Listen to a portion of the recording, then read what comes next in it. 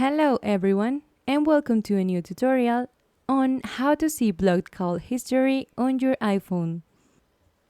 If you have blocked certain phone numbers and you want to review them, well, I show you how to access the blocked call history, so let's get started. First, open the Settings app on your iPhone. Here, just scroll down and tap on Phone. In the phone settings, tap on Blocked Contacts, and here you will see a list of phone numbers and contacts that you have blocked on your iPhone.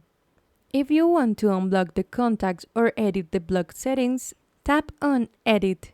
Now, tap on the red minus symbol at the left, and now tap on Unblock, and this contact will be unblocked. And that's it.